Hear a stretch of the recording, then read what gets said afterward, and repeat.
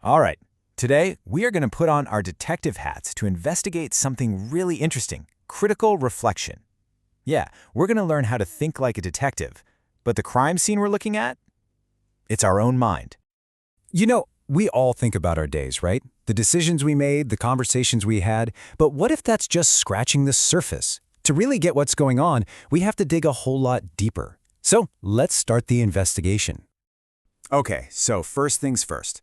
We need to get clear on the difference between just, thinking about something and critically reflecting on it.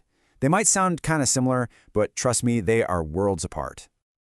So here's the fundamental difference, right? Standard reflection is all about the what. What did I do today? But critical reflection, it takes this huge leap forward and asks, why? Why did I do it that specific way? So it's not just about looking back at your actions. It's about questioning the very reasons and beliefs behind those actions. This is why that detective metaphor just works so well. A detective doesn't just show up and look at the obvious stuff. No way. They dig into the background, the context, the hidden motives. And that is exactly what critical reflection is asking us to do. To look past what we did and examine the whole bigger picture. So how do we actually do this? How do we start thinking like a detective? Well, it all starts with adopting their mindset. It's really all about a process of deep, relentless questioning. And I want you to pay close attention to that word hidden. The part that makes this whole thing critical is that you're uncovering the stuff that drives your behavior without you even knowing it. We're talking about your deep-seated assumptions, your core beliefs, your personal values. These are the first clues in our investigation. So this is our starting point. Super simple observation. It's the first note in the detective's logbook, right? What happened? It's an essential first step, for sure, but it is only the beginning. And boom, here it is. This is the question that changes everything. It challenges us to trace our actions all the way back to their source. It's not just, why did I do that? It's why did I even think that was the right thing to do to begin with? This is where the real light bulb moments happen. Now, any good detective knows that no crime, no event happens in a vacuum. So once we've looked inward, the very next step is to look outward and see how our personal story connects to the much, much wider world. Okay, I know this sounds a little academic, critical social theory, but the idea behind it is actually pretty simple and really powerful.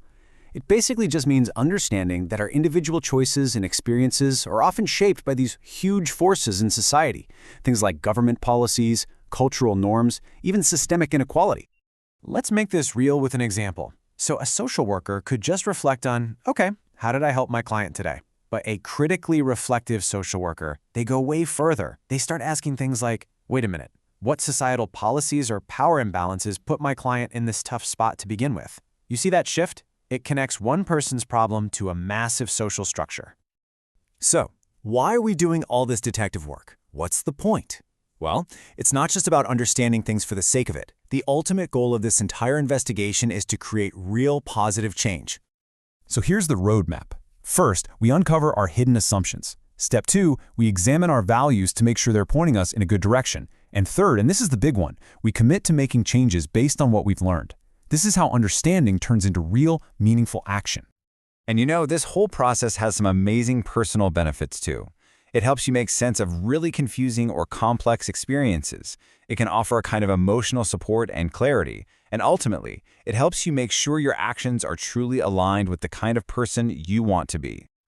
Okay, so we've covered the theory, we've talked about the mindset, and we know the purpose. Now, the case file is officially being handed over to you.